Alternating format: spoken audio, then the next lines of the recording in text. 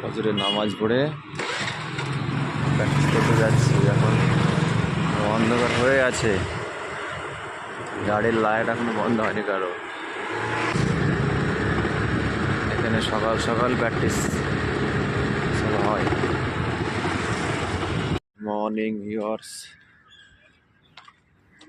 Good morning. Good morning. আমরা এইমাত্র প্র্যাকটিসে আসছি। এই তো পিচ, আমাদের আরো টিম সব আসবে এখান থেকে। এটাই পিচ, এই পিচে প্র্যাকটিস হয় আমাদের। কিড নামছে ব্যাগ থেকে। এখন সকাল 7টা বাজছে।